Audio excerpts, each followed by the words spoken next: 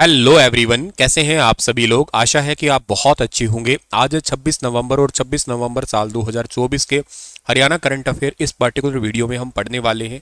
आइए फटाफट वीडियो की शुरुआत करते हैं। आप सभी को राधे राधे।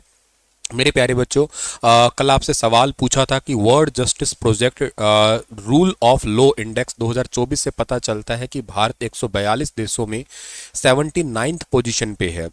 तो इस कानून के शासन में लगातार आपको देखने को मिल रही है गिरावट।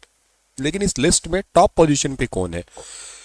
तो इस लिस्ट में सबसे टॉप पोजीशन पे डेनमार्क कंट्री है। डेनमार्क है, याद रखिएगा, ये सबसे टॉप कंट्री है। ऑप्शन नंबर डी जो है ना इसका ठीक रहेगा।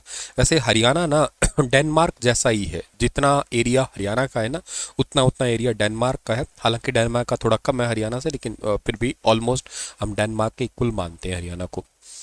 इंडियन प्रीमियर लीग जिसको आईपीएल 2025 के मेगा ऑक्शन के दूसरे दिन 25 नवंबर हरियाणा के कितने cricketer Chennai super Kings CSK ने खरीदे हैं? तो हरियाणा के 2 क्रिकेटर को अभी सीएसके ने खरीदा है। ऑप्शन नंबर ए ठीक रहेगा।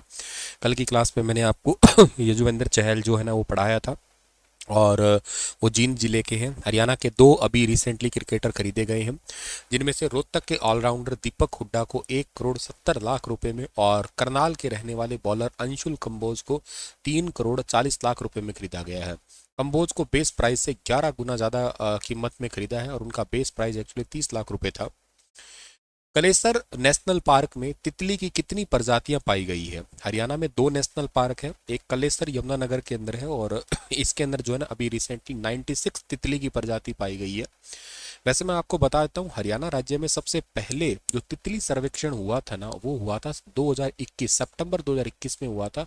और वो हुआ था कहाँ पे? रेवाड़ी के अंदर हुआ था, ये याद रखना आप लोग।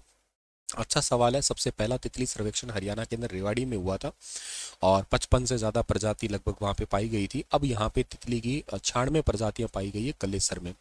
एक नेशनल पार्क और कहाँ पे हरियाणा में? एक नेशनल पार्क है सुल्तानपुर, ठीक है ना, सुल्तानपुर है।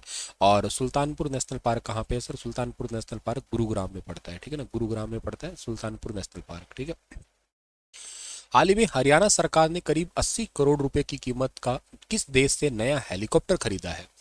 तो हरियाणा सरकार ने हेलीकॉप्टर खरीदा जर्मनी से। जैसे हम लोग नई गाड़ी लेते हैं, नई स्कूटी बाइक लेते हैं, नया घर बनाते हैं तो फोटो लगाते हैं ना, तो वैसे देखो अभी खैर इन्होंने हरियाणा सरकार ने हेलीकॉप्टर खरीदा है। हेलीकॉप्टर के साथ में वो न्यू टॉयज है ना, हालांकि ऐसा कुछ लिखा नहीं है, मैं मेरी तरफ से कह रहा हूँ ये बात। तो हरियाणा गवर्नमेंट का ऑफिशियली सरकारी जो है ना हेलीकॉप्टर। इससे पहले साल 2008 में हुड्डा सरकार के समय हेलीकॉप्टर खरीदा गया था, जो पुराना हो गया है और पिछले कुछ समय से दिक्कतें कर रहा है। रख रखाव में खर्चा ज़्यादा आ रहा है, सेफ्टी का भी नुकसान था, इसी कारण एक नया हेलीकॉप्टर खरीदा गया है। जर्मनी से खरीदा है, और तकरीबन 80 करोड़ रुपए की कीमत से खरीदा है। तो मतलब आपको अगर हेलीकॉप्टर नया खरीदना है तो लगभग अपने पास में 80 करोड़ रुपए होने चाहिए, मोटे तौर पे रेट पता लगा अपने को है। और इसके अलावा पूजा अर्चना के बाद में मुख्यमंत्री नायब सिंह सैनी ने चंडीगढ़ से हिसार के लिए नए हेलीकॉप्टर से उड़ान भरी। और कांग्रेस ने कैग की रिपोर्ट के आधार पर राज्य पर 4 लाख करोड़ रुपए से ज्यादा का कर्जा होने पर आरोप लगाया। तो कहा कि 4 लाख करोड़ का तो कर्जा है, कांग्रेस कह रही है तुम नया हेलीकॉप्टर खरीद रहे हो। ये कहाँ से, कैसे आया पैसा? तुम ऐसे पैसे को वेस्ट कर रहे हो। भाजपा ने कहा कि इससे पहले यानी कांग्रेस के राज में ऐसी किसी सुविधा का इस्तेमाल नहीं किया गया था क्या? भाई तुम ऐसा नहीं करते थे क्या? तो अगर तुम नहीं करते तो फिर इसका मतलब हम भी ना करें, तुमने भी तो हेलीकॉप्टर खरीदा ही था। अंतरराज्यीय समझौते के तहत पंजाब हरियाणा सरकार एक दूसरे के हेलीकॉप्टर का इस्तेमाल करते हैं। तो हरियाणा में हेलीकॉप्टर बदलने को लंबे समय से विवाद चला आ रहा था, जो कि अब पूरा हो गया मानो। जर्मनी, जर्मनी का कैपिटल बर्लिन है, याद रखना। एक बहुत प्यारा सवाल है, वो ये है आपका कि रिसेंटली पीएलएफएस के अनुसार हरियाणा के क्वार्टर सेकंड फाइनेंशियल ईयर 2025 में 2.6% के साथ देश में किस परसेंटेज के साथ और कौन से स्थान पे है? हरियाणा 5वें स्थान पे है। पहले तो मैं आपको थोड़ा बताता हूँ कि ये क्या है। 18 नवंबर साल 2024 को सांख्यिकी और कार्यक्रम कार्यान्वयन मंत्रालय, जो है मिनिस्ट्री ऑफ स्टैटिक्स डिपार्टमेंट है हमारे भारत का, उन्होंने अभी रिसेंटली राष्ट्रीय सांख्यिकी कार्यालय एनएसओ के 24वां पीरियोडिक लेबर फोर्स सर्वे, जिसको पीएलएफएस के नाम से जानते हैं, पीरियोडिक लेबर फोर्स सर्वे के क्वार्टरली बुलेटिन जुलाई से सितंबर 2024 को जारी किया है। इसके अनुसार शहरी क्षेत्रों में 15 साल और इससे अधिक आयु के व्यक्तियों के बीच में बेरोजगारी दर जो है ना, अनएम्प्लॉयमेंट रेट जिसको कहते हैं, और वित्तीय वर्ष साल 2024-25 के दूसरी तिमाही जुलाई सितंबर में 20 आधारों पर जो है ना वो नोटिस की गई है, और लगभग जो है ना वो 6.4% जो है ना कमी के साथ हो गई है, जो कि पहले बेसिकली 6.6% थी क्वार्टर वन में, क्वार्टर टू में 6.4 हुई है ये। अप्रैल जून 2017 में ये मतलब इसके बाद में ये सबसे कम अनएम्प्लॉयमेंट रेट है ये। साथ के साथ ही शहरी क्षेत्रों में जो अनएम्प्लॉयमेंट रेट में गिरावट की लगातार दूसरी तिमाही थी, और जनवरी मार्च के दौरान ये 6.7% के आसपास का आंकड़ा था ये। हाँ, और इसके अलावा जो है ना इसमें आपको अगर राज्यों की बात की जाए तो इस डेटा में दिल्ली ने क्वार्टर टू फाइनेंशियल ईयर 25 में 2.6% के साथ देश में सबसे कम जो है ना अनएम्प्लॉयमेंट दर्ज किया है। हरियाणा का इसमें जो है ना देखो इस क्वेश्चन में 2.6% तो दिल्ली का है, ठीक है ना, ये 2.6% यहाँ पे नहीं लिखना चाहिए था। फाइनेंशियल में हरियाणा का परसेंटेज तो 5% है, मतलब ये लिखा भी हुआ है वैसे आगे, ये गलती से लिखा गया। किस परसेंटेज और कौन से स्थान पे है, तो हरियाणा 5% और 5वें स्थान पे रहा है, ठीक है, दोनों ही मतलब 5-5% है, क्योंकि पहले नंबर पे इसमें दिल्ली है, 2 नंबर पे इसमें गुजरात है, 3 नंबर पे इसमें कर्नाटक है, 4 नंबर पे पंजाब है, और 5वें नंबर पे हरियाणा है, 5 ही % पे रहा है, ठीक है।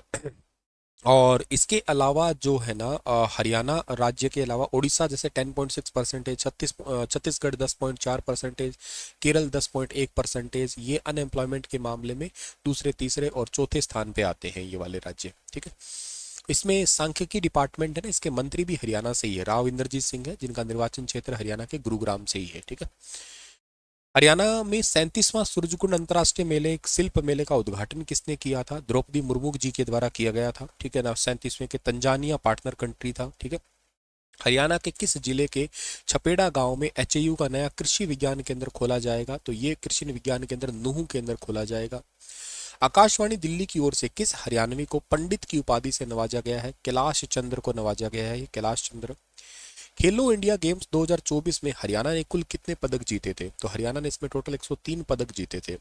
हरियाणा में ट्रस्ट बेस बिलिंग सुविधा के पायलट प्रोजेक्ट की शुरुआत कितने जिलों से की गई, टोटल 4 जिलों से की गई। अंतरिक्ष यात्री कल्पना चावला की पुण्यतिथि कब मनाई जाती है, हर साल 1 फरवरी को सेलिब्रेट की जाती है ये।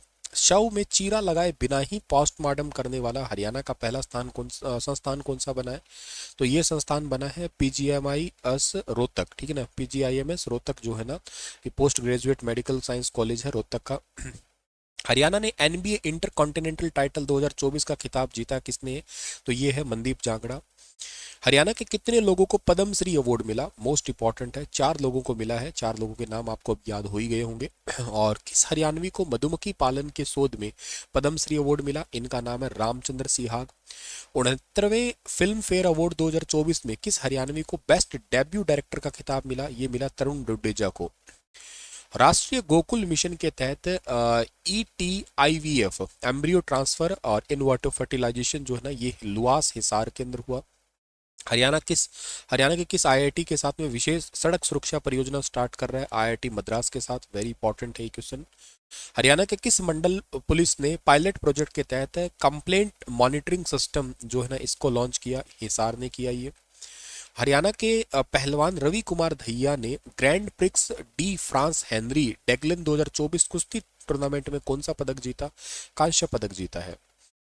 चलिए इसी के साथ ये सेशन समाप्त होता है, और आप अगर CET की तैयारी करना चाहते हैं तो प्रतिज्ञा बैच ले सकते हैं स्टार IQ एप्लीकेशन पे जाके। आपके लिए सवाल छोड़ रहा हूँ, डिजिटल इंफ्रास्ट्रक्चर समर्थन का एक नया अध्याय है DG फ्रेमवर्क, इस पहल को किसने स्टार्ट किया है, और जापान, ऑस्ट्रेलिया और अमेरिका, दक्षिण कोरिया, कौन सा देश इसका ठीक रहेगा, बताना इसका answer. Thank you so much, Radhe Radhe.